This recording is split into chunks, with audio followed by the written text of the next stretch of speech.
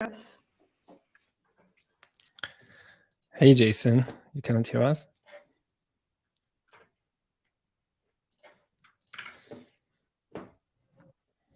It's a Linux issue, probably. We debug it live. That'll be today's live show. Debug Jason's mic setup or audio setup.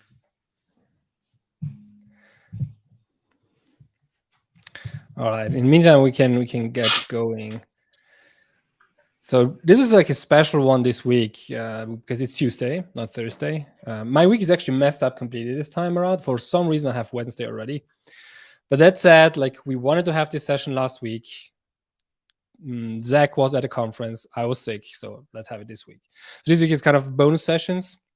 You'll have two of them today. Talk mostly about NX 16, so what we released last week, or actually the release was out 2 weeks ago. Last week had all the content stuff, and on Thursday there will be another live stream, the usual one, an NX Live Thursday stream with Zach and talking about Quickify and Quick and NX and all some exciting stuff. As Quick has also been released just 1.0 last week, I think.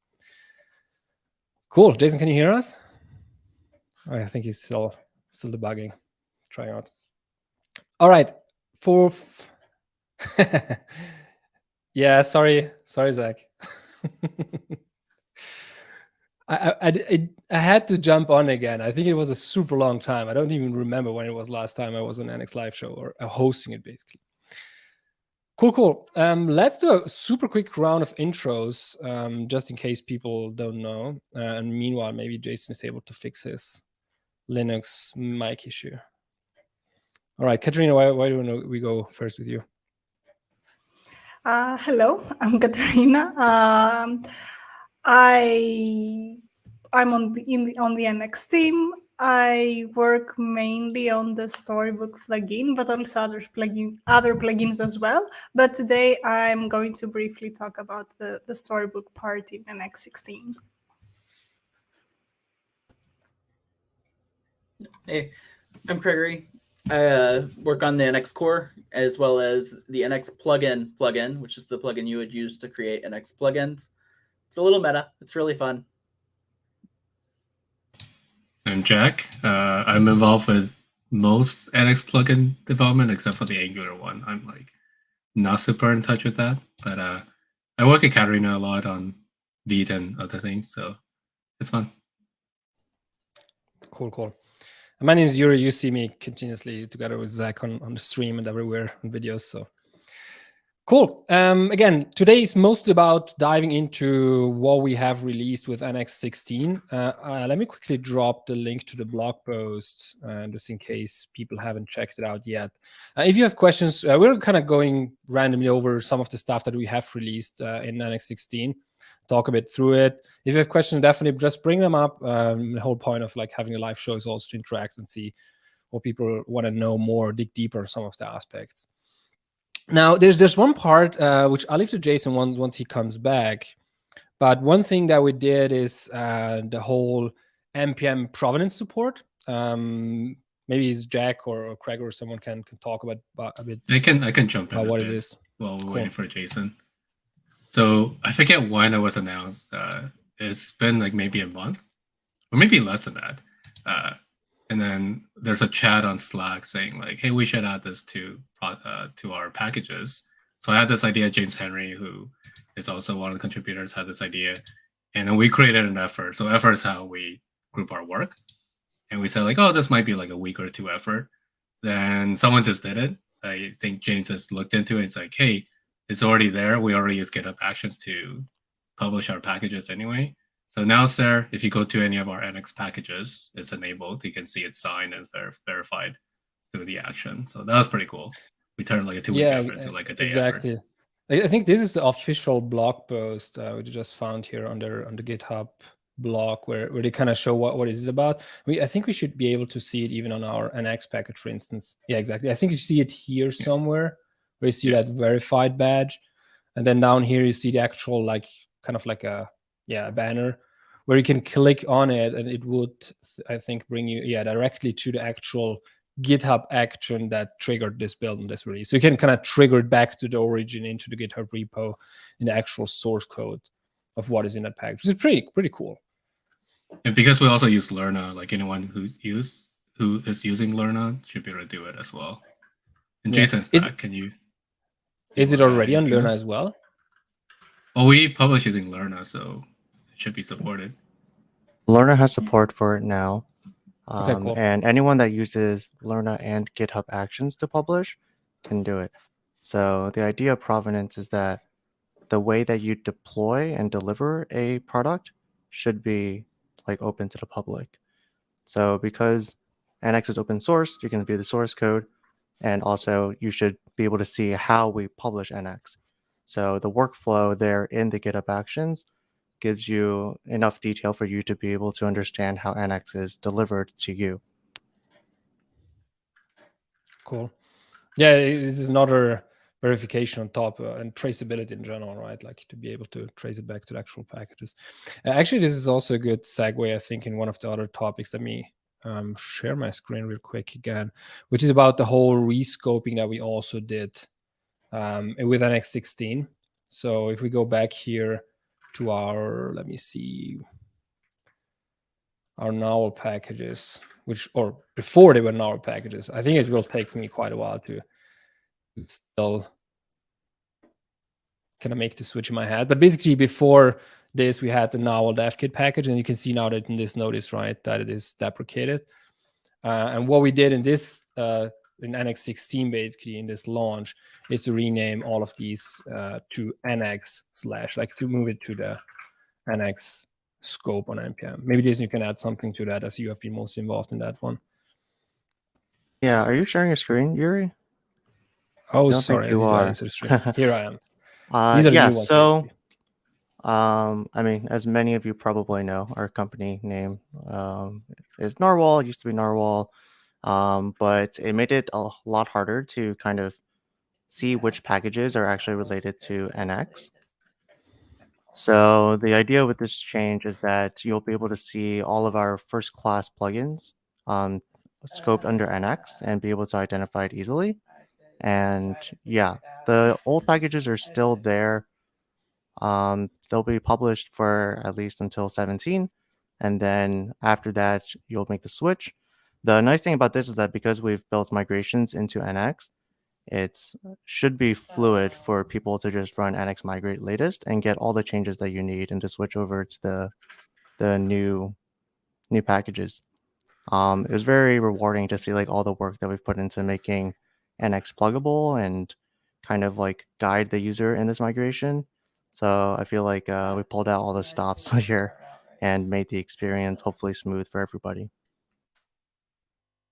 Yeah, exactly. And if you start new workspace, you immediately see it like in your packages that everything is kind of now scoped to add NX, right? I think will remove a lot of misconceptions and questions up front where people kind of look at our packages and are like, hey, what is that now? Especially to us, it happens now at conferences where people use NX, they know NX, but they might not have been in touch with Now as a company. So this streamlines some of the stuff a bit more. One of the next thing that we also had, and by the way, I have shared the links to the blog posts in the chat, so you can definitely go through that and check it out there as well.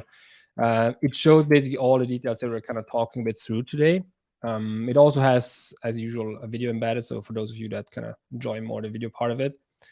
One thing I'm also pretty excited about, which maybe Jack can talk a bit about, is the whole serverless edge deployment, like call it how you want it, because like there's quite some like what is edge, what is serverless, there's some misunderstanding sometimes or some mix-ups.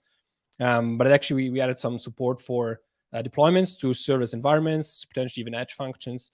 So maybe Jack, you can talk a bit about it, like what it is, what we did. Yeah. I think one of the feedback we got from users is we don't really help them too much beyond generating the initial server code.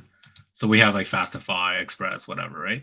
But once it's generated, they have to kind of figure out how to deploy their apps and anything like that. If we can help, we want to do it.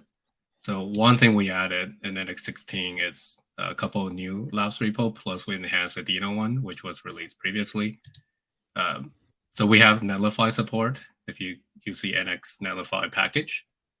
And we also added a AWS support, which is a little bit more complicated. So if you're trying to check one out, probably pick the Netlify.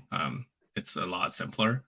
Mm-hmm. So, and when you mentioned, just to explain to people, when you mentioned like this is labs support, like what does that mean? Like labs project or labs packages? Yeah. So a lot of the packages that we have in the main monorepo, we have certain commitments to in terms of quality and support. The labs repo gives us a chance to test out a few things, like have quick iterations. The release cadence is different from the main repo. So, for example, if we added, say, Deno support into the main mono repo, then any patching and stuff has to go along with all the main repos. With this setup, we can publish these a little bit quicker, even though like we can definitely publish the main repo multiple times a day. We do have to have some checks and balances in place. With the labs one, all these are experimental, so the API might change if we discover like, hey, this is not the best DX. We can change that. And one example is like the Netlify Deno serverless /edge function deployment. Like when we talked about it, we walked through the examples. We realized like the way that we released it initially wasn't super great, so we just published a new version today. So the only thing it really does right now is like, if you need to add some edge functions, if you need to deploy edge functions from your app, we have the Netlify. I guess we haven't updated docs yet, but we can. I think we can even try it out, right? Because like one thing I think was the like we added Deno standalone support as well. Yeah, and to top of yeah, that, we can talk about Deno like maybe a little bit Deno, separately, because that one's like a little bit of a special case. Like with normal node servers, you have your existing app, right? So if you use Fastify here, that's your app. But there's also a concept where you might want to do like redirect rules inside the edge function. And that has nothing to do with your app per se, but you might be able to redirect users going to certain like from certain geolocations into different app routes and stuff. So in this case, we have the NX Netlify setup functions generator. So we can try it here. Let's have a look at that, because like this is an example repo which I've just generated basically before the stream, and all it does is use basically our Fastify setup. So basically, if you do something like standalone node, just to have an example, you have all these different options, and if you choose node, you can then choose Fastify, right? And so what it would give you is exactly such a setup. Hope this is big enough, where you just have one app in there. You don't have a monorepo per se, but you can still leverage all the features, right? You can still have like libraries that you generate in there. You use all the generators. And so that's exactly what you mentioned before, right? Like I can serve this app. I can just do npx nx serve. I don't have to give it a name because there is just one. And it would then add localhost 3000. Let me just move this over. It would serve the application, right? Yeah, and what you mentioned is, this is not a Fastify app. I can deploy that independently. Actually, I could generate Docker here, right? Yeah, there's a Docker support as well. Docker support directly for this app, so that could help me like deploy to wherever environment I want. Yeah, we do have a blog post about deploying this exact setup to fly.io. So if you search on the Narwhal or NX blog, you should be able to find it. But we can take a look at the setup functions. So I think we might need that would basically, I would need to add here, I guess, that NX Netlify, right, which is the package to deploy Netlify specific functions. Let's see. And then I can just run a generator, right? Exactly. So you look for, maybe it needs to reload or something. Yeah. Let me just go over the command line. Okay. Next, Netlify setup functions. Functions, yeah. The right one? And then, just functions. And then it'll prompt you for the project, which is that one. Fastify standalone. So you'll see like the default function that it generates. Obviously, you can delete it, change it, whatever. Also configures the Netlify deployment config for you. So from here, you can just run, or we can step through the code. So the function here is pretty standard, just prints like a message. Mm-hmm. right? And if you look at the I guess I can Tomo serve file, it, right? Probably yeah, we can rather, serve it yes, first, and then we can go over how exactly it works. serve functions would be the one. And notice like the serve has to be named differently because you have your app serve and Exactly. not necessarily, yeah. So here we just point to this and then that's it. It's not overly exciting, but you can imagine like someone can use this as a base setup and then they can do their rewrite rules or whatever they want to do. The deploy basically, sorry, the serve will use a Netlify CLI to run a local instance of the function. And the deploy will actually deploy to Netlify. So we provide both targets for you out of the box.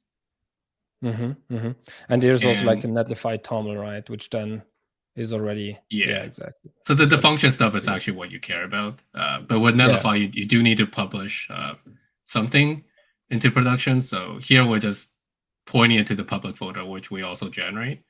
And when you launch it, you saw like there's an index file that points to the function. That's what we generate by default. And you can delete or change it as you need. It's under the public folder. It's, yeah, exactly. Yeah. So this just gives you like a little bit more holistic experience. Like when you generate and you run it, you see something rather than like a 404. And when you publish it, this will also be pushed to production. So that's the way it's set up. And some, yeah, sorry, go ahead. We could just like run and deploy functions and it would then run, yeah, exactly, just Netlify deploy. Yeah, you do have to have an account set up and your site set up. If you run, so there's one small thing here, is the first time you do it, I don't think it's interactive because of run command's not interactive. No, it is.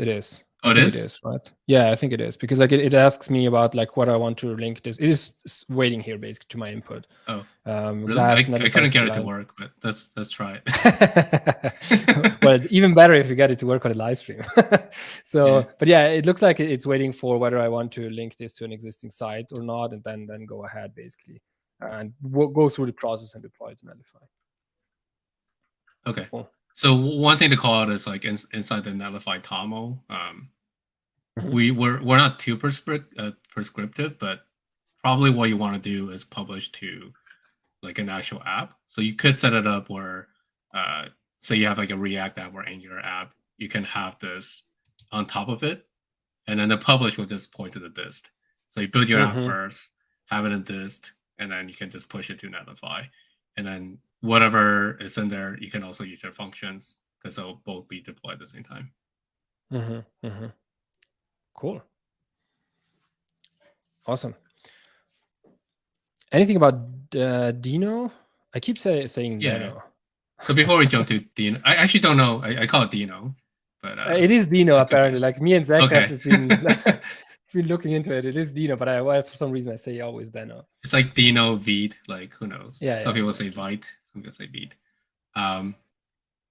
Okay, the Deno support is similar, but before we jump into it, the exact same support for AWS is also there. All the targets, everything is the same as the Netlify version. So just quick call out there. So for Deno, the reason why it's a little bit, so that all the functions, everything's the same. So the generator is also called set of functions. We generate the functions folder, exactly the same. We generate a TOML file for you. The one slight difference in language is that when you generate the functions, you're deploying them to the edge, right? Even though that's like not necessary, that's really the only use case we care about is deploying to the edge, which means it's serverless. So we had this debate of like, do we call it like edge functions or do we call it serverless deploy? But serverless deploy has different connotations. Yeah, there has been just a new debate just today, basically, about what's the difference, and so it's not just us. So the cool thing about Deno, and this is aside from the edge function stuff, is everything's serverless anyway, right? So we already had the support where you can create a Deno app. You could just deploy it straight away to Deno deploy, which is their like official platform. But in a new version, we added a deploy generator. So if you do like Deno, NXG Deno setup deploy.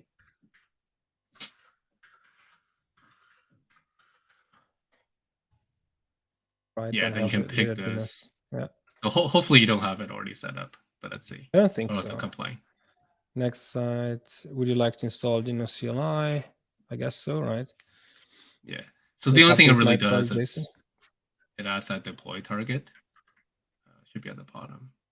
Oh, I see. Yeah. Yeah. If you went through like the prompts, well, I guess it didn't prompt you, but like you can pass in a site if you know what the site is, if you previously configured it. Or else you have I see, because it would then kind of configure these two, right? Let's say my Yeah. Deno site or something. And there should be like a message in the terminal to tell you like, hey, check out Deno deploy website and make sure you have an account. Yeah, yeah. Maybe further up should be something. Yeah, here. Probably. So like if you go to that dashboard, then if you have an app, you can already copy and paste that app's name, and assuming you have the token available, then it should just like be ready to deploy. And Okay, this stuff was always kind of supported, but we didn't have this generator, so this generator is new. So that's setting up like this serverless deploy, even though serverless is kind of implied anyway for Deno. And the other new thing is just the function support. So we also have the Deno setup functions generator, which will set up the deploy and serve functions targets. So you can see it's the same platform. setup. Okay, like here's perfect. Here's Netlify again. I could say my Netlify function if I would have a site generated already. Mm-hmm. All right, and then it basically adds here a new Netlify function. Oh, the cool part here is also that it already kind of uses the Deno API, right? Yeah, the Deno one is actually cool because when you deploy to the edge, you can actually read out like what their geolocation data is, and then when we print it, it'll say like, "Oh, welcome," like "hello," whatever from like, Toronto or whatever. So that's kind of cool. And I guess it has a similar thing as like serve functions again. Yeah, exactly. So I could basically use the same API here, right? But now it will be served via the Deno stuff. Yeah.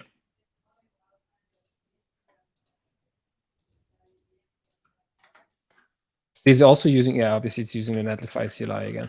It's interesting that sometimes the Netlify CLI for me hangs. How it works. Interesting.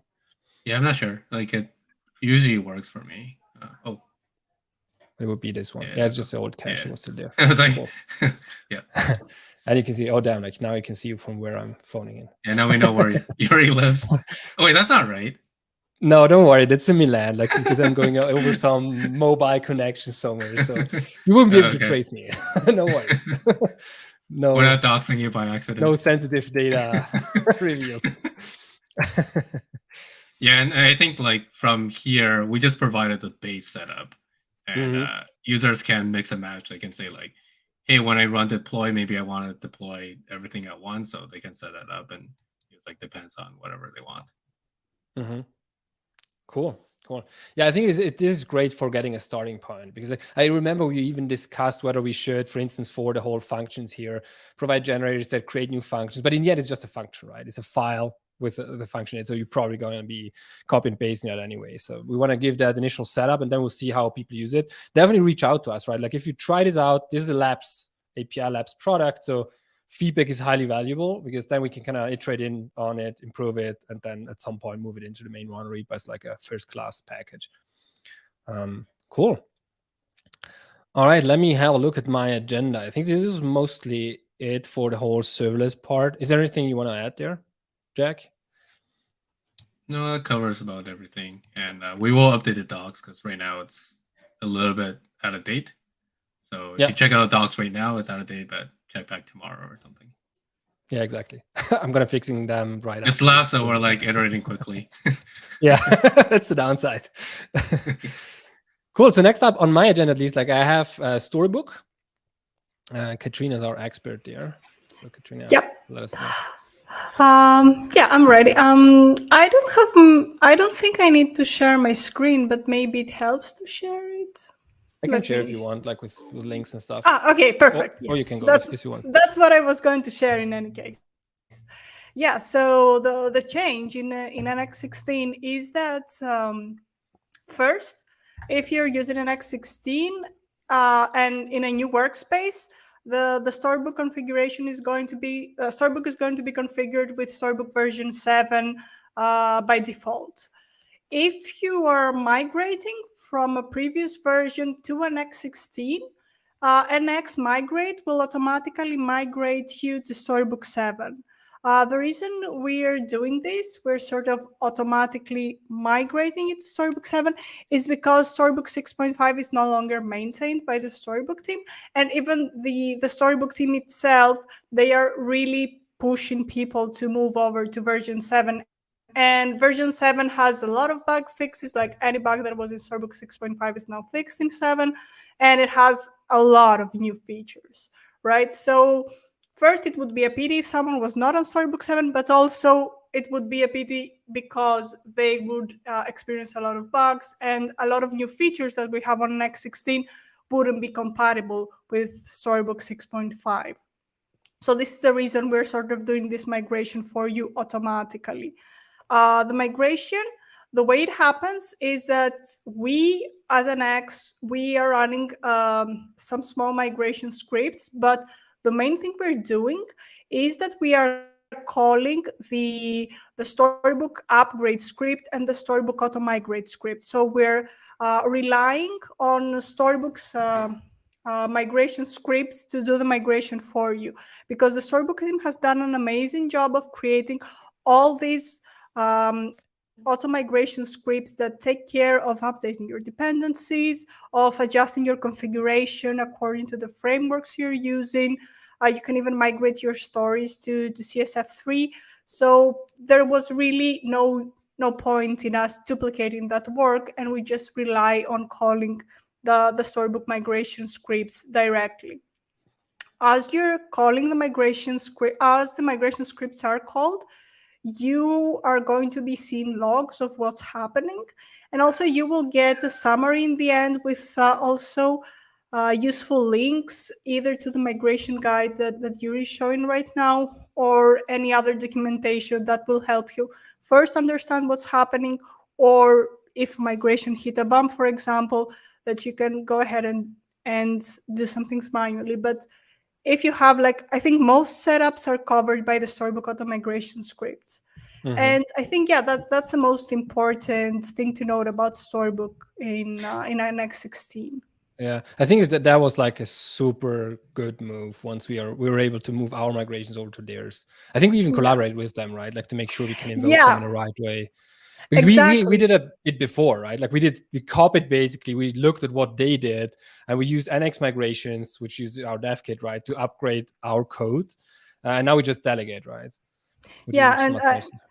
yeah, and to shout out to Jan Braga from the Storybook team, we worked together. He was, I think, in charge of a lot of migration scripts, and he sort of accommodated NX's need to sort of pass manually the path to your Storybook configuration file, because in NX you will have a lot of Storybook configuration directories for each of your projects.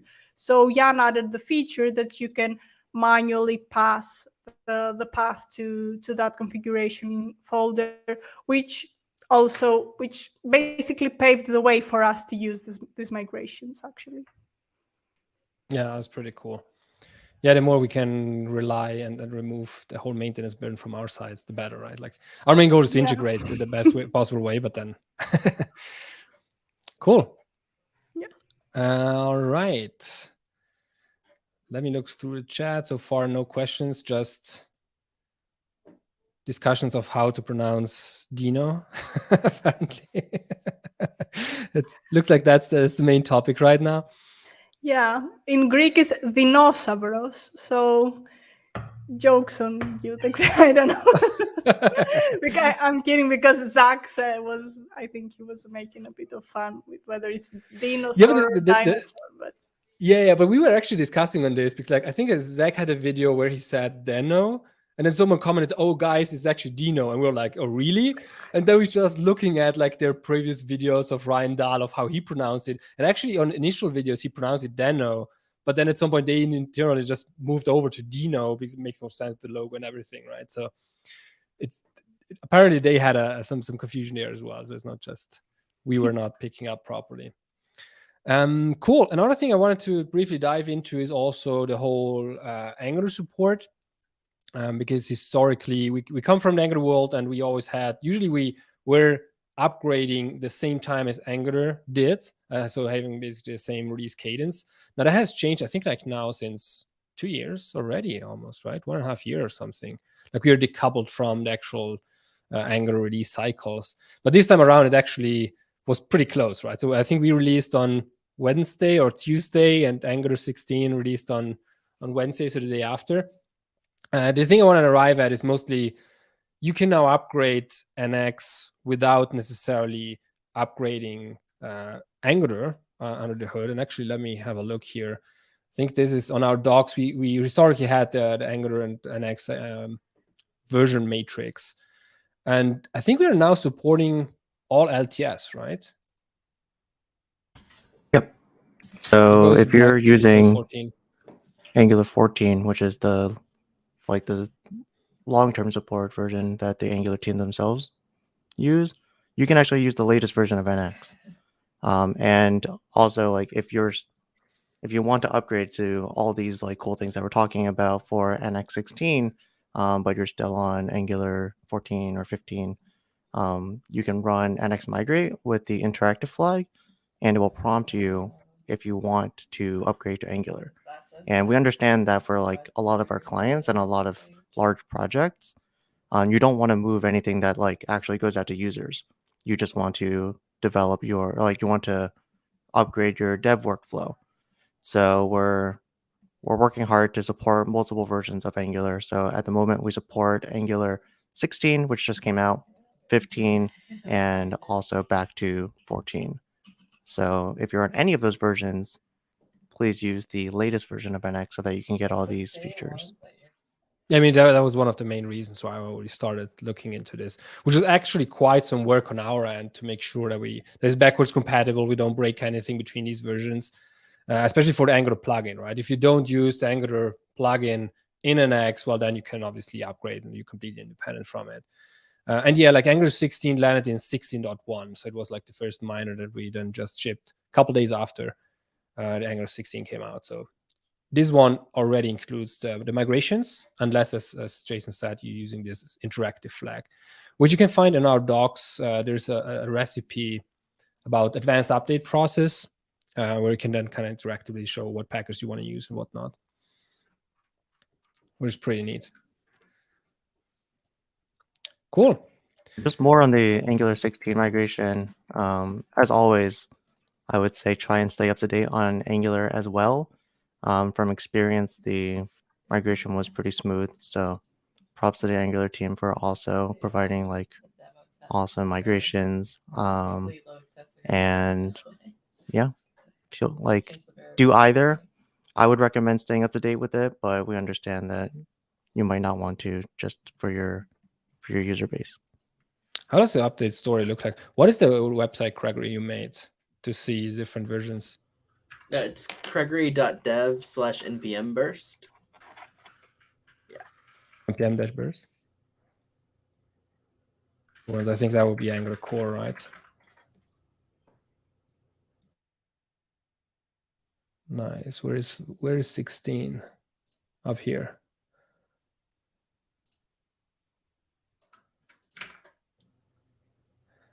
Still a large chunk on V9.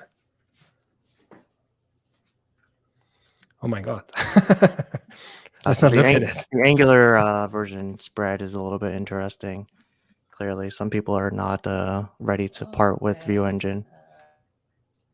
Yeah, but there's a large chunk already on 15 here.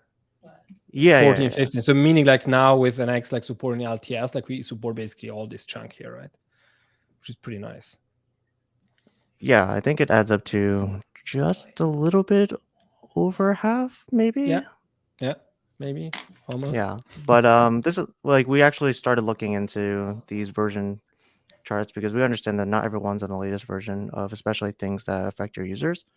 So when we kind of realized that by the only like people that we were serving with the latest version of NX was actually under 50% of people, we wanted to do anything that we could to change that. So Apart even if from you're on Brandon. Angular version 3, Yeah. we got you. You probably No, just cannot kidding. save Brandon. Yeah, for those that are not aware, Angular version 3 never came out. It's only a router. I actually wrote that blog post on the Angular blog. It was my first, I think it was one of the first Angular cons that I have been. And the Ego was there. And that's exactly when they said, like, oh, we're going to skip version 3. And so I started writing a blog post and they then reached out, like, hey, do you want to publish it on our blog? I was like, whoa, nice. So jumped in. But that was actually a fun story, how they dropped that, just to make sure to be aligned with all the versions. Cool.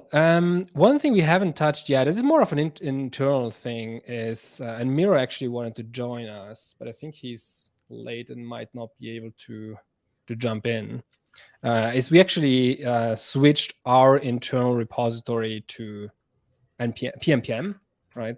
So maybe Jason, you can, or Gregory or someone can add something to that. It's just an internal change, basically. Before we used Yarn, I think, right? And then we jumped over to PNPM. Yeah, What was so the reason? for a long time we used Yarn v1, and it served us pretty well. Like at the time that we adopted it, it was faster than NPM. But nowadays I feel like Yarn 1 has been kind of like long dead. So we wanted to move to something new. We could have moved to Yarn v2 or v3. But we added PNPM support for NX a long time ago, and we saw how fast it was when you're installing things. And it's also a lot kind of more strict and aligned with how we viewed like dependencies work. So with PNPM, one of the things is that you can't depend on a dependency of yours without like actually installing it yourself. And PNPM will actually enforce those versions. So we're really a fan of how that works. But mostly it's a speed improvement. One of the things that users don't really see, but I notice personally, is that our our publishing script, where we have to build out many different native binaries for people, that has gotten almost like twice as fast. And if you're working in the repo, then installing the dependencies to work on the NX repo, that's also faster, and everything like that. So Yeah, I guess again, it's also, like internal only, like users don't see a difference. But yeah. Yeah, you could always use NX with PNPM in your own workspace, right? So that always works. This is more like our own repo. And yeah, as like here B-Man mentions, like whether he was wondering whether our end-to-end tests are also faster as part of it. So we run our end-to-end tests with a lot of different package managers, and I would suggest that NX plugins do the same.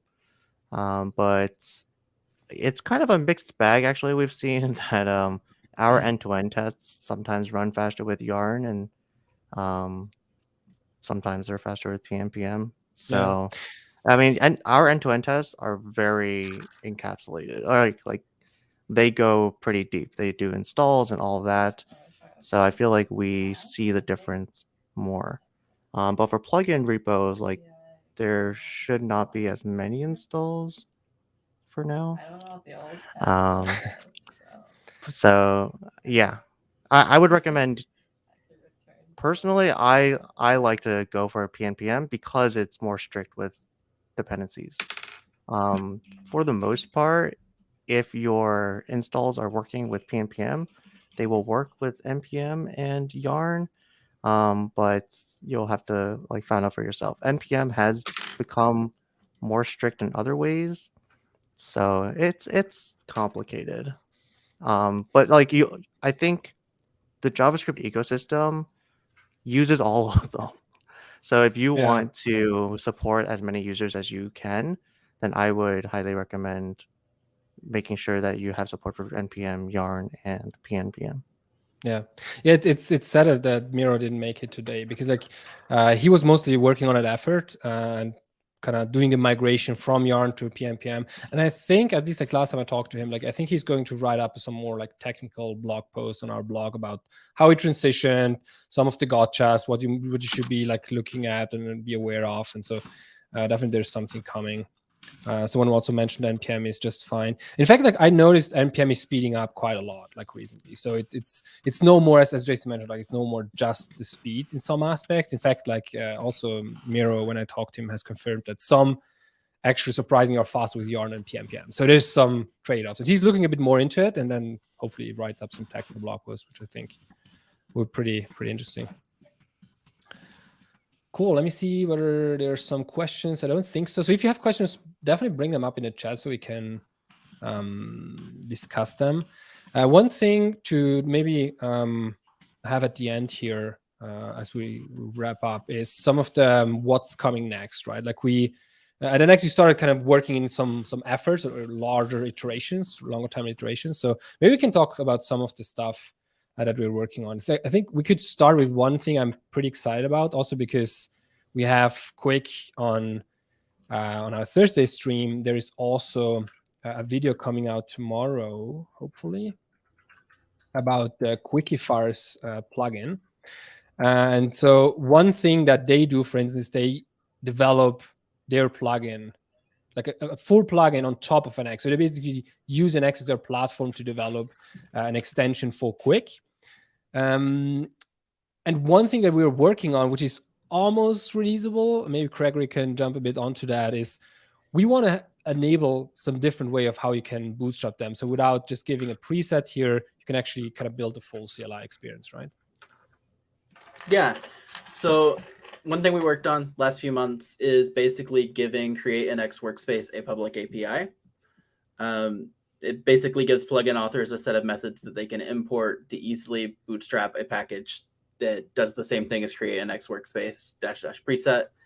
And it's small and fast. It doesn't involve bringing in all of DevKit, so you get a faster CLI experience that way. Like I said, it's not quite ready yet. If you bring up that Quick NX repo, they actually are using those APIs still. So yeah, we're working on it. Like right now, like, I mean, when people look at this, and definitely look out for a video that's being dropped tomorrow, which kind of goes a bit into the details of how this works. But one thing that we did on our docs just recently is we revamped also a bit the plugins page section here, which is all about how you can build something similar like Quick did. Like that is actually the whole spectrum, if you want, where you set up everything. You have a preset of how you structure the workspace, and you control all of it. So that's the full range, but you could also go as little as just creating a local plugin for your own repo to automate stuff, right? So this whole section got reworked, and we're still keeping working on improving this a bit more. But this is where you should go and really can go to just talk or look into and learn about how you can set up those plugins and things on your own. So this is a pretty good hint there. One thing that also Jack brought up quickly in the chat is, and it's one thing why we kind of delay also a bit the whole release of that package, right? That CLI package, which I think to some degree is also interesting for those package owners, because they don't need to go through the Create NX workspace, but rather they can have their own branded, I don't know, Quick NX CLI or something like that, right? So it looks more coherent to their repository and packages and whatever. But there's some end-to-end helpers coming as well, right, in that section. Yeah, and expanding on the branding of the CLI, like in our code base, we use Yargs and we use Inquirer for our CLI and our prompting. If you're using Create NX Workspace's APIs, you don't have to use either of those. If you wanted to use something like Clack for your prompts, you could do that. If you wanted to use Commander, you could probably get that to work. It's just a function you call, and all the prompts and stuff are outside of that function. So, yeah, sounds good. Yeah, the overall idea is that, like, we want to make it easy for people to create workspaces in general. So, like, we understand that having people call Create NX Workspace and having them pass a preset is very much like an NX repo that happens to use Quick. But we definitely don't think users are looking for that out of the box, and they just want to get started with the Quick framework. So we wanted to make it so that people can create a Quick workspace that uses Quick, that just happens to use NX, right? Like it just happens to use TypeScript. It just happens to use Vite. But users are looking for a way to get started with a framework. So in like a parallel universe or something. Like imagine that Create React app could have been an app that got generated with like NX, right? But you wouldn't know, you wouldn't care. Right now it comes generated with Webpack. We're looking at NX as a good way to do that. Can we hook a bit into the like just to give an outlook at the high level? Obviously, we are still working on this thing here, right? But the plugin end-to-end helpers. What does that entail? What does that give that to plugin authors in general? So yeah, I'll just commit to it, I guess. So something that we do in the NX repo is that we have a dev process that gives us a very kind of like the same workflow that you usually have when things are published to NPM and stuff. So if you look at the NX repo itself, our dev process says to start a local registry via Verdacio. And then we also actually running. Right, and we actually publish our packages via NPM publish, but to this local registry. Yeah, so basically, just to highlight what Jason's mentioning, just because I happen to run it here locally, we enable basically with a command that would be something embedded, I guess, into the plugins ideally, or some sort of command that you have in your plugin registry, plugin workspace. You enable this registry, which is using Verdacio, and you start it, and now this runs locally, right, on your machine. And now, I guess, I could just... What is the latest NX version we have out? You actually don't need to put a version at all. So you could just run yarn NX release. See, I learned something new. You can then run this NX release script again, which now goes through it. And you can see now here how the logs of Verdacio come in as to kind of build all the projects and directly release it. And the cool part is this is now locally, right? There's a local web server running on Verdacio. And this should be able to actually pull this in here. Right now, we don't have any packages published yet because it's still building in the background. Hopefully I get some cache hits because otherwise it could take quite a while. Going pretty quick, so. But basically what happens is you now have a local registry working and you can directly pull it out of that, right? If you just experiment locally, if you try out the plugins locally. And so from the whole developer experience, it's pretty nice to have this availability. So the reason why we like this workflow is that for things like just seeing the changes in your package, this is actually not the best. I think like if you actually use npm link, you'll get changes reflected in your other workspaces. But it's very hard to run something like npx, something that's yarn linked, and anytime that you quote unquote install a package that you want to use the linked one, you have to use like npm link this thing. So we like this workflow, and I would happily recommend it to plugin owners as well, because it gives you such a like real testing environment locally, right? So Yeah. as you can see on the right side, that like all of these packages have been published, and this is all based on the local source code. So anything that you do in like, if you create a workspace, if you just install anything, like the same commands that you normally run, they will all have these other versions available to you. And you can still test like older versions and all of that as well. Yeah, exactly. So basically I could do here now, I create NX workspace at latest test repo. What it would use now is, you can see 16.2, which is not out yet. It's just from that local version here, right? And so that allows you obviously then to test it much nicer in a local environment without having to push it somewhere. And then the other half of this is how we publish. So we publish all of our packages together because like it's all in the same monorepo. They're all like tested together. We test them all together, and it just makes the most sense for our users to get it together. So we use Lerna to publish it all the same version. And there are tons of different ways out there to publish many packages to NPM. And like if something else works better for you, by all means, stick with that.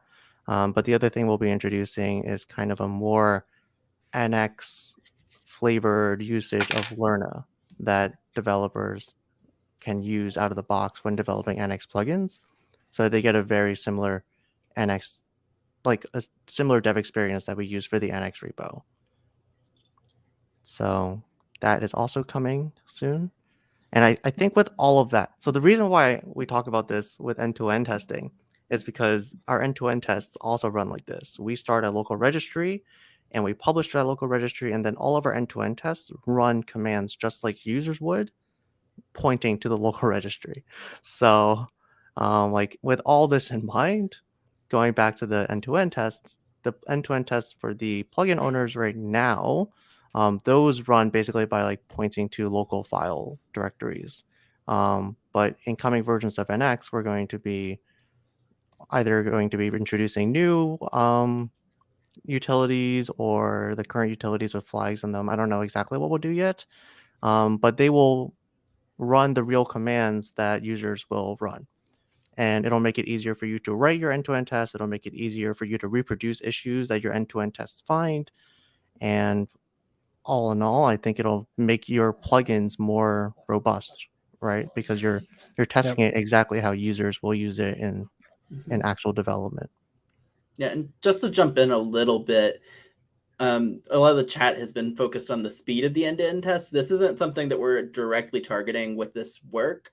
This is more about the accuracy of your end-to-end and making sure that it's reproducible. It shouldn't get slower because we're doing this, but I wouldn't expect any like massive speed ups from it either. That might be some follow-up, you know? Yep. Cool. Any other interesting what's next things that we could mention coming up in next minors? Maybe Katarina, it might be too big of a topic, but Katarina is working on some ecosystem CI tests. Yeah, That might also interest the community authors. Yeah, I was thinking, should I say this? Should I not? So today I cloned the Vite ecosystem CI repository. So the V team has started this effort of creating sort of a unified, generalized way of testing different open source tools together, I think is the best way to describe it right now. I'm sorry, Vita team, if I'm not describing it correctly. So they have a repository, which is a Vite ecosystem CI, which what it basically does is it has,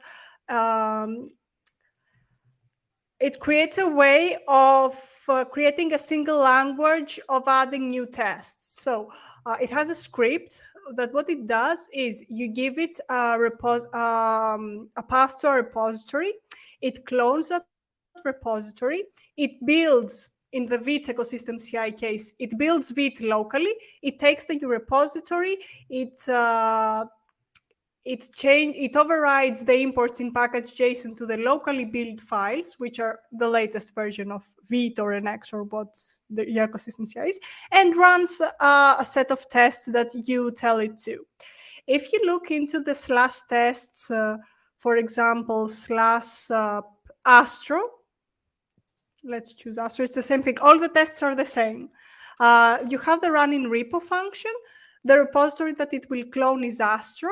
Astro apparently imports Vite. So it checks out the main branch and then it runs the tests, the Vite CI tests, which will run some tests that the Astro team has written in the repository.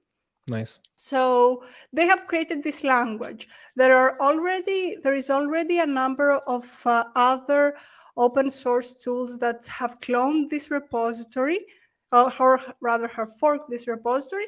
And what they are doing and what we are doing on the NX side is, instead of installing and changing the paths to Vite, we are installing and changing the paths to the NX packages, right?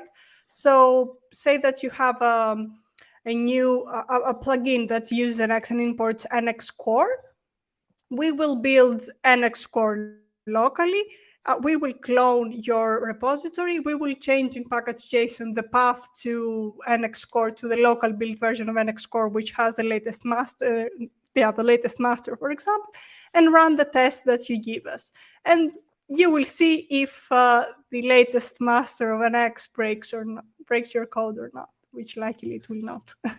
But yeah, that's the philosophy around it.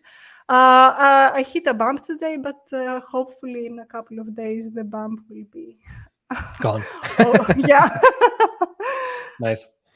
Yeah, and then once it's ready, it'll give plugin authors a chance to add their test to it, and they get notified, or we get notified earlier if there's like a API breakage or something on our end before we publish it. Because right now, they won't discover until they try the latest beta or the latest stable version. So this will just make it a lot better. Yeah, the more is automated, the better. Cool. Yeah, this is exciting, I think, like for the whole maintainability aspect and making sure we don't break accidentally something, which happens, right? We still test a lot, but yeah, we all know how it goes. Cool. Anything else before we wrap up? Just a few like super quick things. So Sure. we're currently migrating. So for those who may not know, NX Cloud is now on Remix, or it's migrated to Remix. Right, yeah. And we are committing to like, polish up that Remix plugin, which is currently in lab. So sometime before June, we will like make it stable, move it to the main mono repo. So we are committed to it because we're using it anyway. So we have to maintain it. And sorry, you're gonna say something, Yuri? No, I was saying like what we mean with that is the whole experience that you have in here, right? So this whole part here is about to be rewritten. I think we already rewrote it in React. I think we started with Angular. It's now all React, and now we add Remix to the game, right? So it's kind of like an incremental migration in our internal monorepo. Yeah. So if anyone who is using Remix or who wants to use Remix, that will be coming. And we know Next.js 13.4 came out. There's a few issues that we patched up. We'll continue to look at like adding more stability around it. One cool thing that's coming out sometime soon will be Turbo Pack support. So something that people have been asking for is the development experience with Turbo Pack. It's currently not possible. So we're refactoring our integration. So we're not using like some of the internal APIs that we're currently using. We're going to be using their public APIs. So they'll make like any additional features coming down the pipeline from Next.js a lot easier. So in the future, like those things should be adopted much sooner. We may not even need to publish anything to support new features. Mm-hmm. Cool. Sounds great. I think we perfectly nailed the hour, I guess, today. So let me just drop quickly the link again to the blog post for everyone that is kind of watching. This again like has all the details with the video and the details about the different features that we release in NX 16. It also has the links to the previous releases. So because usually we have a 6-month release cadence of major releases, but in between we have actually some quite feature-packed minors. So definitely worth checking out those as well. Cool. Thanks everyone for joining, and make sure you join on Thursday with Zach again, talking about Quick. Have a nice day. Bye. Here, everyone. Yep.